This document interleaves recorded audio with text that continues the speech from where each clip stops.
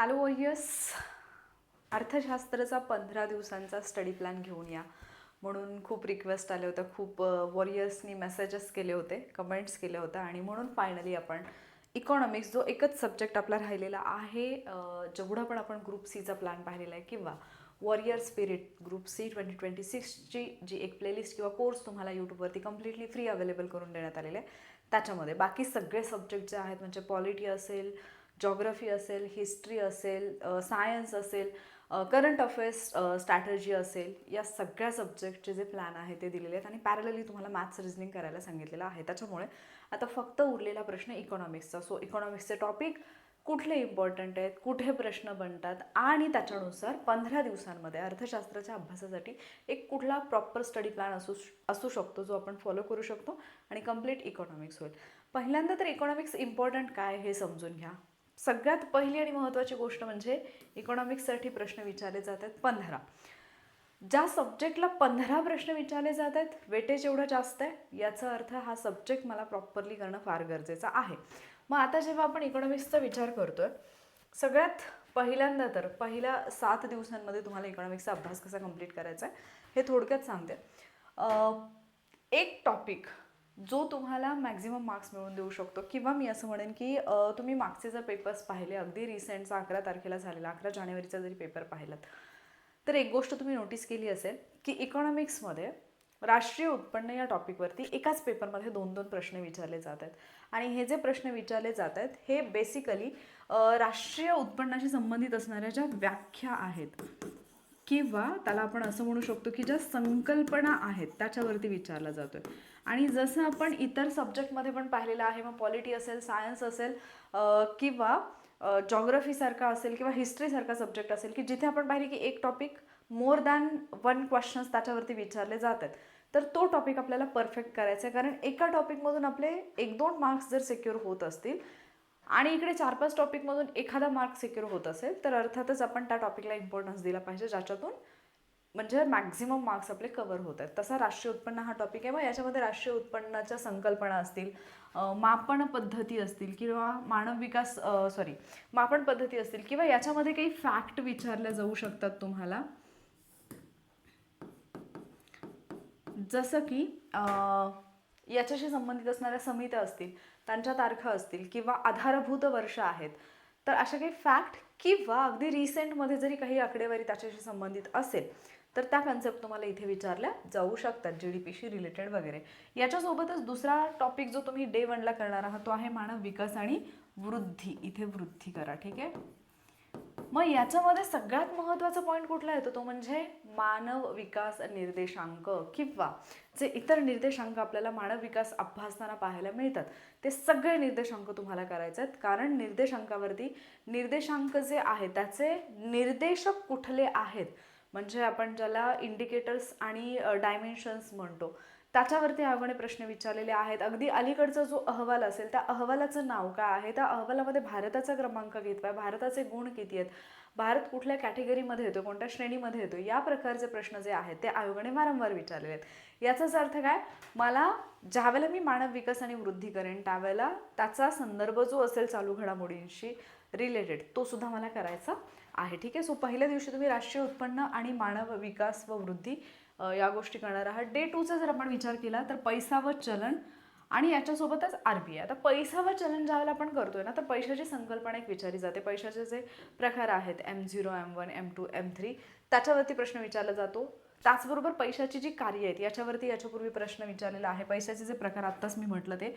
आणि चलन पुरवठा, जेव्हा आपण चलन पुरवठा करतो तर चलन पुरवठा त्याच्यानंतर चलन वाढ असेल, RBI असेल, हे टॉपिक जे आहेत ते रिलेट करून लक्षात ठेवायचे. का, कारण जेव्हा तुम्ही RBIचा मौद्रिक धोरण अभ्यासता तिथे आपल्याला चलन वाढ कशी होते, चलन घट कशी होते, चलन वाढीच्या परिस्थितीमध्ये RBI काय करते, चलन घटीच्या परिस्थितीमध्ये RBI काय करते, या गोष्टी ज्या आहेत त्या थोड्याशा लक्षात ठेवाव्या लागतात. म्हणजे अगेन हे जे टॉपिक आहेत जर ते तुम्ही रिलेट करून लक्षात ठेवले तर जास्त चांगल्या पद्धतीने लक्षात राहतील. आणखी एक गोष्ट लक्षात ठेवा की खूप विद्यार्थी ज्यांना इकॉनॉमिक्स भयंकर कठीण वाटतं, म्हणजे मी माझ्या बाबतीत पण पाहिलेलं की मला सुरुवातीला कठीण जायचं.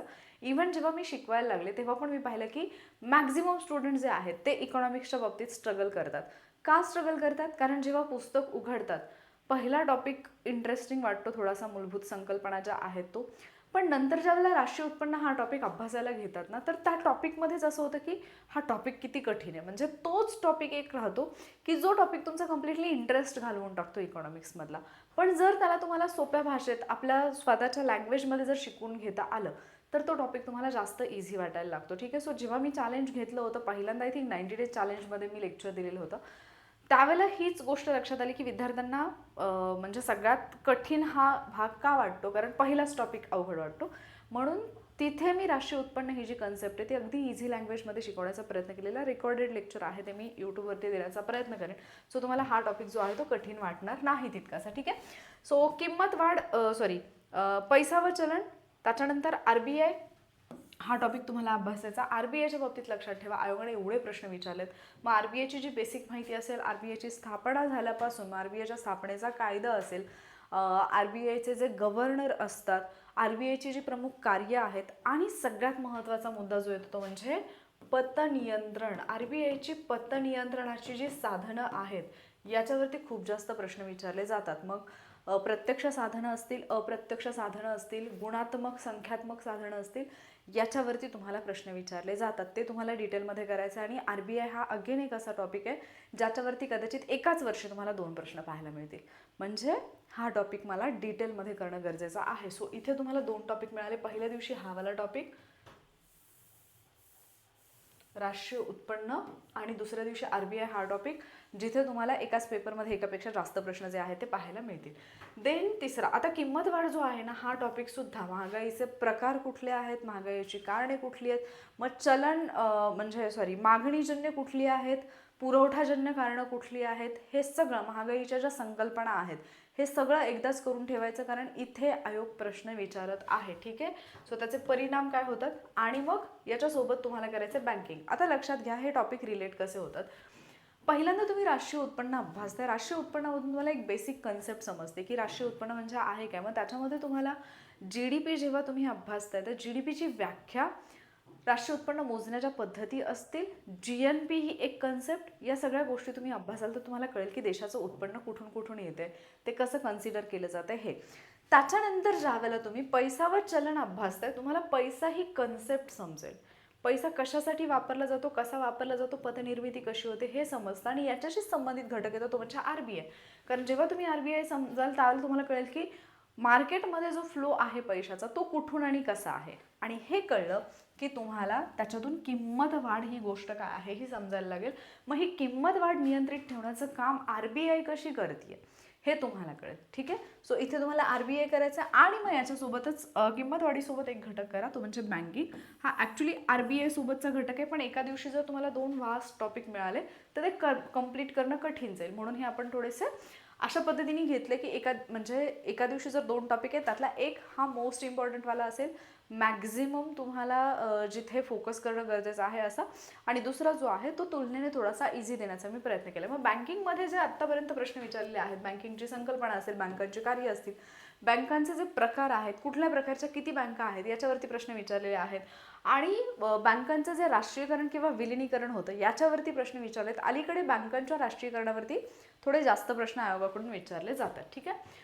देन येतो सगळ्यात महत्त्वाचा पार्ट इकॉनॉमिक्समधला, म्हणजे याला किती 3 ने 5 स्टार किती 10 स्टार्स दिले तरी कमीच आहेत, तो वाला घटक म्हणजे सार्वजनिक वित्त.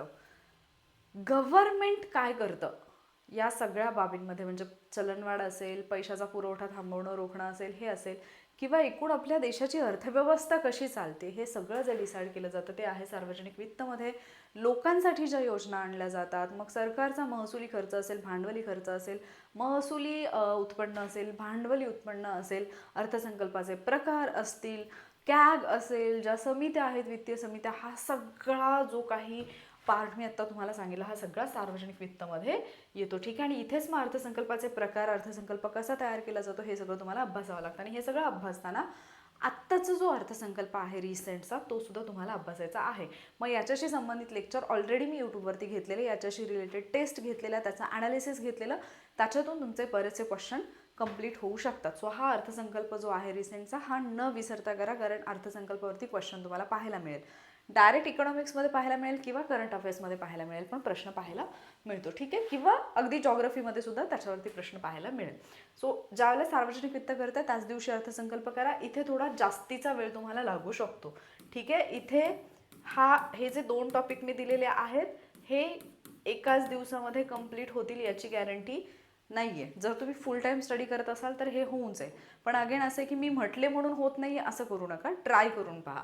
त्याच्यानंतर येतो करप्रणाली. मग ज्यावेळेला तुम्ही अर्थसंकल्प अभ्यासताय तर तुम्हाला टॅक्सचे स्लॅब अभ्यासावे लागतात. मग त्याच्यासोबतच टॅक्सचे जे प्रकार आहेत, कशा पद्धतीने टॅक्स आकारला जातो, त्याचा इतिहास काय सांगतो, आत्ता रिसेंटली काय बदल झाले आहेत, हे सगळं तुम्हाला इथे अभ्यासायचे आहेत. करांचे प्रकार काय आहेत, प्रत्यक्ष अप्रत्यक्ष कर काय असतात, आणि याच्यासोबत मग शासकीय योजना हा जो घटक आहे, अगेन हा करंट अफेअर्स प्लस इकॉनॉमिक्स याच्याशी संबंधित आहे. ठीक आहे, सो शासकीय योजना अभ्यासताना एखाद्या योजनेची सुरुवात कधी झाली, ती सुरुवात कुठून झाली, कोणाच्या हस्ते त्याचं उद्घाटन झालेलं आहे, डेट तर लक्षात ठेवायची, पण ती योजना स्पेसिफिक कुठल्या वर्गासाठी आहे, कुठल्या गटासाठी आहे, हे तुम्हाला लक्षात ठेवायचं आहे. ठीक आहे, कारण इथे खूप सगळे प्रश्न बनतात.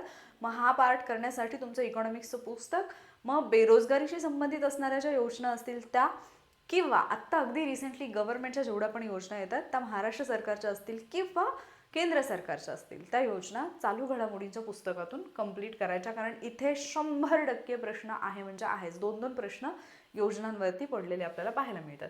देन जर आपण पाहिलं तर उद्योग आणि कृषी क्षेत्र. मग उद्योग क्षेत्रामध्ये एक पॉईंट येतो महत्त्वाचा, तो म्हणजे औद्योगिक धोरणे. ठीक आहे, ही औद्योगिक धोरणे जी आहेत ना ती प्रॉपरली करा. उद्योगांचे प्रकार जे असतात, मग सूक्ष्म आहे, लघु आहे, मध्यम आहे, त्याच्यासाठी अर्थसंकल्पामध्ये केलेल्या तरतुदी असतील, त्याच्या व्याख्येमध्ये जर काही बदल करण्यात आलेले असतील रिसेंटली गव्हर्नमेंटकडून तर ते आहेत. हे सगळं जे आहे ते तुम्हाला इथे करायचं आहे. उद्योगांचं महत्त्व, त्यांना येणाऱ्या समस्या असतील. कृषी क्षेत्र हा एक खूप इम्पॉर्टंट टॉपिक आहे. अलीकडे त्याच्यावरती खूप जास्त, म्हणजे आधीही प्रश्न विचारले जात होते, पण अलीकडे जे प्रश्न विचारले जात आहेत ते फॅक्ट बेस्ड प्रश्न जे आहेत, आणि बरीचशी माहिती अशी जी आपण वाचताना निग्लेक्ट करतो, त्याला फारसा इम्पॉर्टन्स देत नाही, अशी माहिती विचारली जाते. शिवाय कृषी क्षेत्राशी संबंधित असणाऱ्या ज्या योजना आहेत गव्हर्नमेंटच्या त्या इम्पॉर्टंट आहेत, त्यामुळे ते करायचं आहे. सो कृषी क्षेत्राची संरचना, समस्या, उपाय हे इथे विचारलं जाईल. आर्थिक सुधारणा जर आपण पाहिलं तर उखाजा धोरण ज्याला म्हणतो किंवा LPG पॉलिसी ज्याला आपण म्हणतो, हे आयोग विचारतो. आर्थिक सुधारणा पण तुम्हाला डे 6ला करायचा आहे. देन डे 7ला येतात 2 महत्त्वाचे टॉपिक, दारिद्र्य व बेरोजगारी. मग दारिद्र्याचा अभ्यास करताना दारिद्र्य विषयक समित्या ज्या आहेत त्या प्रॉपरली करा. दारिद्र्य विषयक समित्यांचे लेक्चर्स जे आहेत ते मी ऑलरेडी यूट्यूबला फ्रीमध्ये दिलेले आहेत.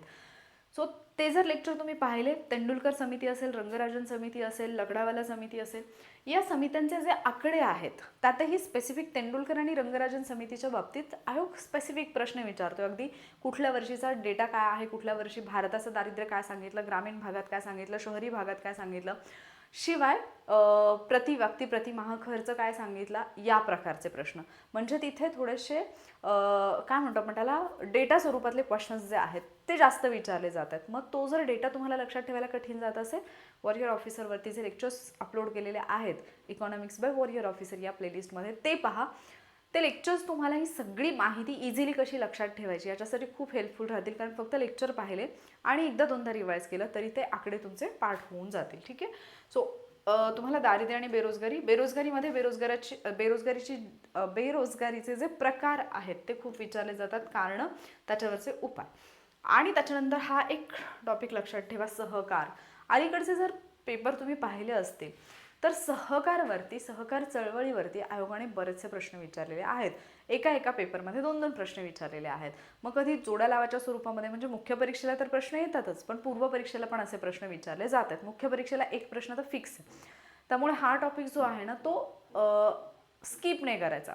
याच्यामधले कुठले असे काय म्हणतो त्याला, असा कुठला भाग आहे जिथे आत्ता रिसेंटली आयोगाने प्रश्न विचारलेत मागच्या 2-3 वर्षात, ग्रुप बीचे आणि ग्रुप सीचे, पूर्व आणि मुख्य दोन्हीकडचे, ते प्रश्न पहा एकदा. ते प्रश्न पाहिले की तुम्हाला आयडिया येईल की नेमकं काय विचारले आयोगाने, आणि ती आयडिया आली की मग तुम्हाला कळेल की मला नेमका काय अभ्यासायचं आहे. ठीक आहे, सो हा एक इम्पॉर्टंट टॉपिक आहे. सो पहिले 7 दिवस तुम्ही हे करणार आहात.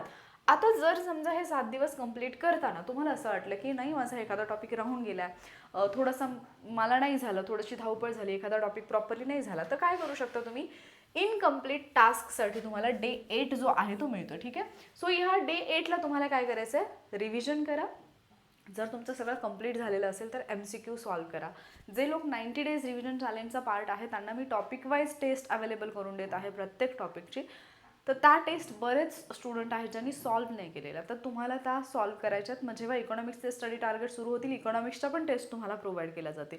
पण तुम्हाला त्या डेली बेसिसवरती किंवा अगदी तुमचा टॉपिक झाल्यानंतर जो बफर डे मिळतो तेव्हा तरी किमान त्या टेस्ट तुम्ही सॉल्व्ह करणं अपेक्षित आहे. कारण जोपर्यंत तुम्ही टेस्ट सोडवत नाही, MCQ सोडवत नाही, तुमचा अभ्यास झाला की नाही, तुम्हाला तो टॉपिक समजला की नाही, आणि समजलं असला तरी मला एक्झाममध्ये त्याचं उत्तर देता येईल की नाही, याच्यावर मी पास होऊ शकेल की नाही, या गोष्टी तुम्हाला कळणार नाही आहेत. त्याच्यामुळे MCQ किंवा टेस्ट सोडवणं हे कंपल्सरी आहे. ठीक आहे.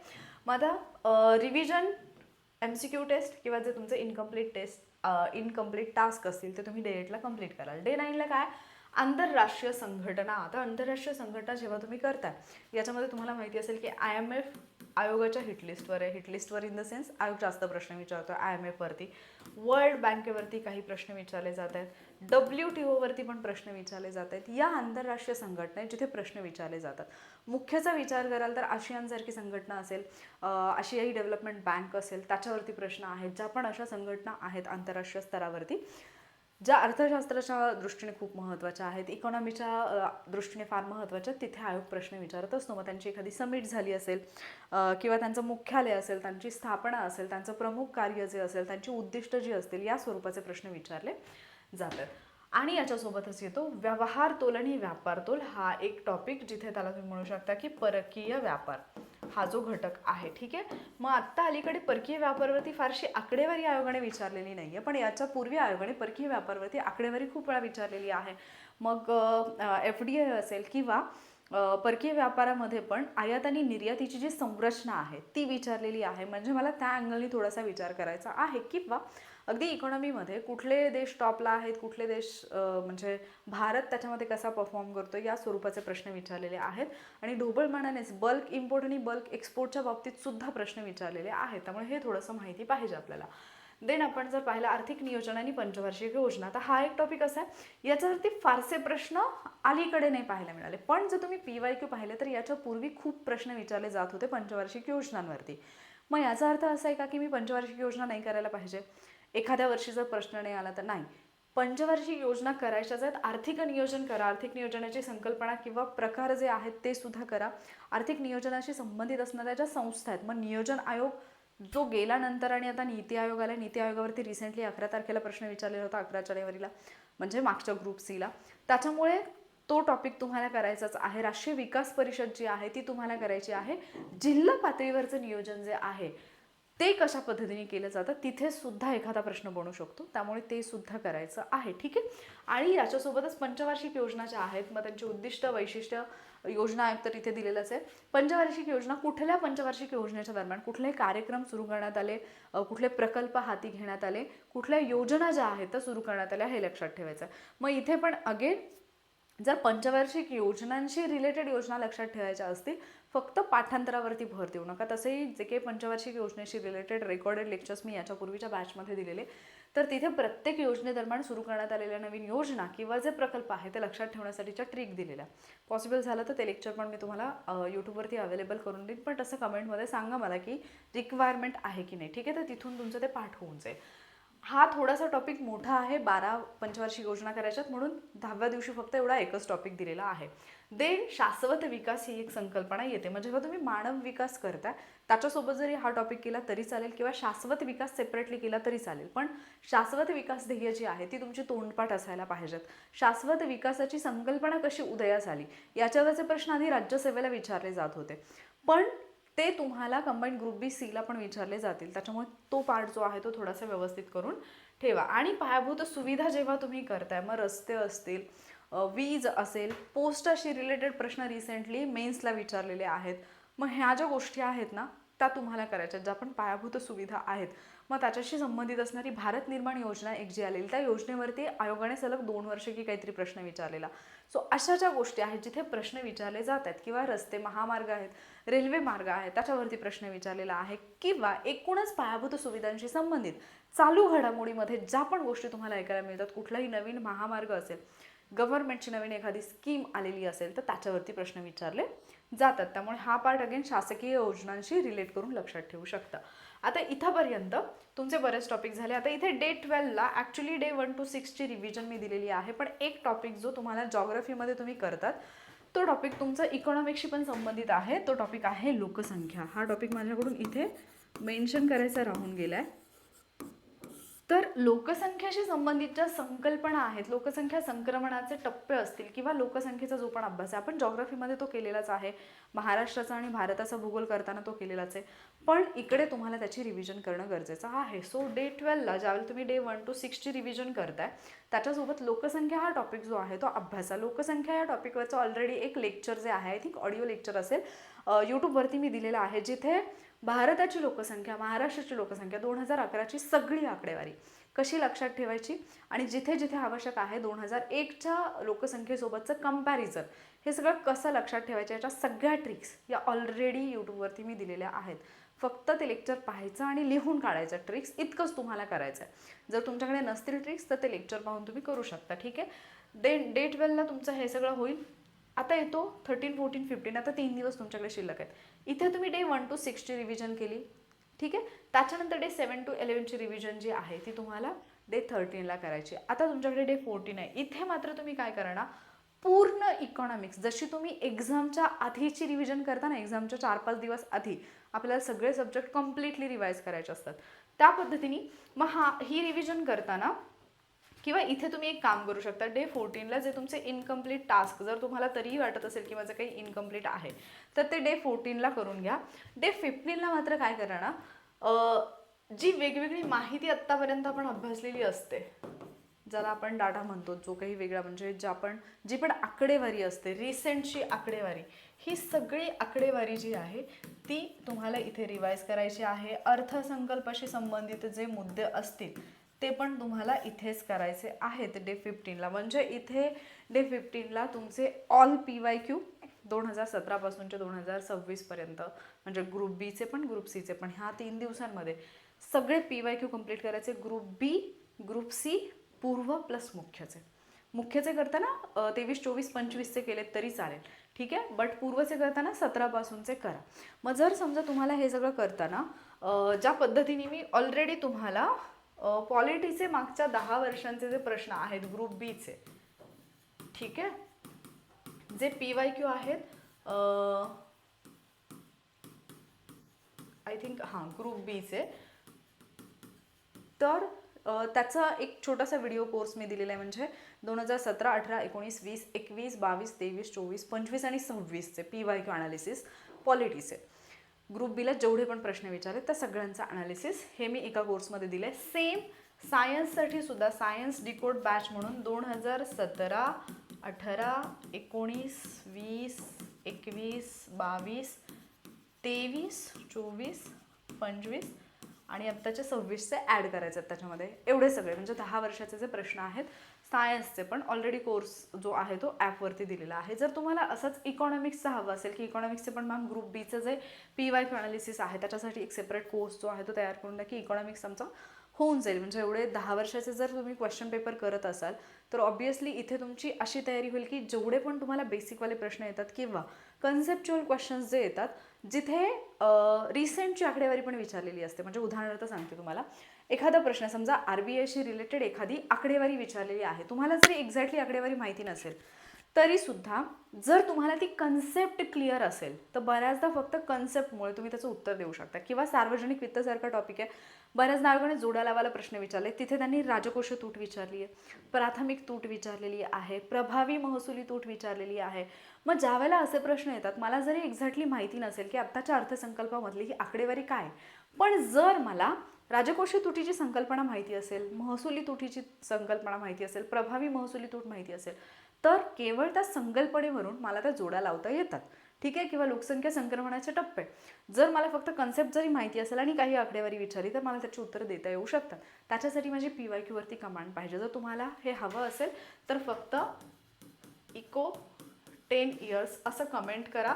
मी हा कोर्स जो आहे तो क्रिएट करून ॲपमध्ये अवेलेबल करून देईन. ठीक आहे. बाकी 15 दिवसांमध्ये तुम्ही इकॉनॉमिक्सची एवढी छान तयारी करू शकता.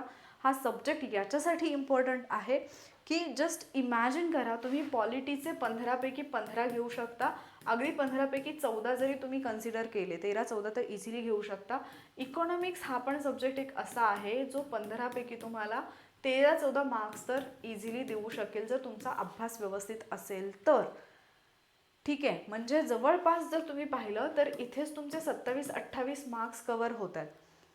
अँड देन मी तुम्हाला सांगितलं की मॅथ्स रिझनिंग हा एक असा सब्जेक्ट आहे ज्याला तुम्हाला स्किप नाही करायचं. 20पैकी तुमचे कमीत कमी 15 तरी यायलाच पाहिजे. तर म्हणजे तुम्हाला पास होण्यासाठी जर हे 3 सब्जेक्ट तुमचे स्ट्रॉंग असतील तर बाकीच्या 4 सब्जेक्टमध्ये तुम्ही फार जास्त काय म्हणतात त्याला, तज्ज्ञ न बनता, फार जास्त मेहनत न घेता पण तुम्ही एवढे मार्क्स घेऊ शकतात की या गोष्टी तुम्हाला कट ऑफमध्ये आणतील.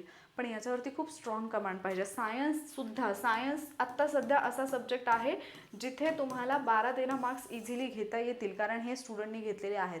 म्हणजे अगदी तुम्ही या 4 सब्जेक्टमध्ये पॉलिटी 10, इकॉनॉमिक्स 10, सायन्स 10 आणि हे 15 असे जरी कन्सिडर केले तरी 45 मार्क्स तुमचे. आता इथे 10-10 नाहीच आहेत, इथे +2, +3, +2 असं होणारच आहे.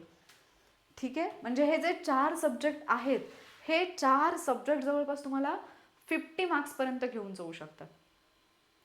मग आता तुम्हाला विचार करायचा की मला याच्यावरती किती मेहनत घ्यायची, की मी अशा सब्जेक्टला, म्हणजे असं म्हणत नाही की मी बाकीचे सब्जेक्ट कमी इम्पॉर्टंट आहेत, पण लक्षात घ्या की जर तुम्ही सायन्स प्रॉपरली अभ्यासलात किंवा पॉलिटी तुम्ही प्रॉपरली अभ्यासलात, तुम्हाला माहिती की एक पुस्तक वाचून माझे याचे 15पैकी 12-13-14 प्रश्न येऊ शकतात.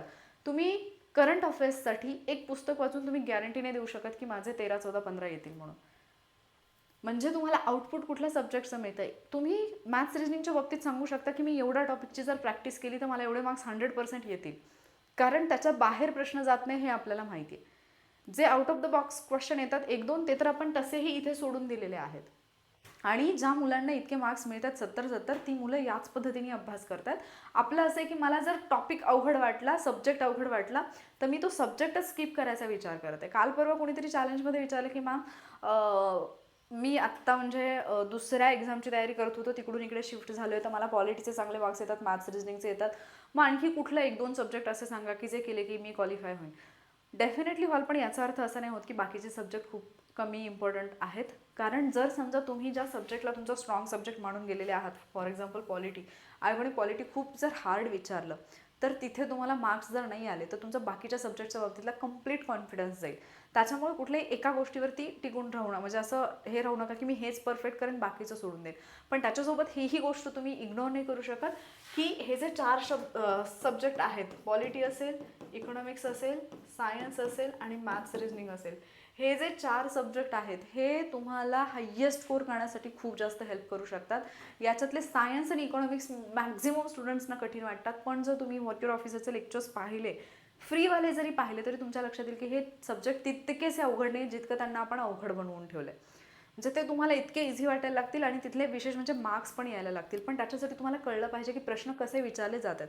फक्त टॉपिक समजणं गरजेचं नाही आहे, त्याच्यावरच्या प्रश्नांची उत्तरं येणं पण तितकंच इम्पॉर्टंट आहे. आणि ज्यावेळेला ती उत्तरं तुम्हाला देता येतील त्यावेळेला 100% तुमचा स्कोरही वाढेल, तुम्ही कट ऑफमध्ये पण याल आणि तुम्हाला याचा फायदा मेन्ससाठी पण होईल, कारण हे 4ही सब्जेक्ट मेन्सला पण तितकेच इम्पॉर्टंट आहेत जेवढे ते प्रीला इम्पॉर्टंट आहेत. ठीक आहे, सो मला आशा आहे की हा जो काही मी 15 डेजचा प्लॅन दिलेला आहे तो तुम्हाला हेल्पफुल ठरला असेल. तर कशा पद्धतीने करायचं आहे हे डे वाईज लिहून घ्या. हवं तर हा सेम प्लॅन जो आहे तो मी टेलिग्रामवरती PDF जी आहे याची ही शेअर करेन. जर हे लेक्चर तुम्हाला हेल्पफुल वाटलेलं असेल तर कमेंटमध्ये हेल्पफुल असं लिहा किंवा ॲटलिस्ट H एवढं तरी लिहा, म्हणजे मला कळेल की तुम्ही जे काही मी सांगते ते त्याचा तुम्हाला फायदा होतो की नाही होते. आणि हा 15 डेजचा प्लॅन जर तुमचे बाकी सब्जेक्ट झाले असतील तर लगेच फॉलो करायला सुरुवात करा. 100% जेवढे आपण प्लॅन आत्तापर्यंत पाहिलेले आहेत ना, म्हणजे पॉलिटीचा जो तुम्हाला मी 15 डेजचा दिलेला आहे, देन जॉग्राफी दिलेला आहे, देन सायन्सचा दिलेला आहे, देन हिस्ट्रीचा दिलेला आहे आणि आत्ता आपण इकॉनॉमिक्स केलं. याच्यासोबत मी तुम्हाला करंट अफेअर्सचा स्टडी कुठून कुठंपर्यंत करायचा आणि कशा पद्धतीने करायचा हेही सांगितले. जर तुम्हाला माहिती नसेल, तुम्ही पहिल्यांदा लेक्चर पाहत असाल किंवा काही लेक्चर्स मिस झाले असतील आणि जर तुम्हाला वाटत असेल की एवढे सगळे लेक्चर्स मॅम कुठे आहेत, तर यूट्यूबवरती जायचं, वॉरियर ऑफिसर हा आपला चॅनल हा ओपन करायचा. त्याच्यामध्ये कोर्सेसमध्ये ना वॉरियर स्पिरिट ग्रुप C 2026 अशा नावाचा एक कोर्स किंवा प्लेलिस्ट तुम्हाला पाहायला मिळेल. ती ओपन करायची. तिथे हे सगळे व्हिडिओ जे तुम्हाला कंबाईंड ग्रुप C जी आहे ती किंवा तलाठी परीक्षा पास होण्यासाठी 100% हेल्पफुल ठरतील असे सगळे व्हिडिओज तिथे दिलेले आहेत. इव्हन आय थिंक मॅथ्स रिजनिंगच्या स्ट्रॅटेजीचा व्हिडिओ पण मी तिथे ॲड केला असेल, प्लेलिस्टला जर केला असेल तर तो मी करेन. म्हणजे एकूण 7 सब्जेक्टची स्ट्रॅटेजी, त्यांचा स्टडी प्लॅन हे सगळं तुमच्याकडे अवेलेबल आहे. आता फक्त गरज आहे तुम्ही ॲक्शन घेण्याची. आणि जर ती तुम्ही घेत असाल किंवा घेणार असाल तर कमेंटमध्ये ॲक्शन असं लिहा. यूट्यूब चॅनल आहे, PDF हवी असेल तर टेलिग्राम आहे आपला, टेलिग्रामला पण चॅनल आहे, तिथे सबस्क्राईब करा.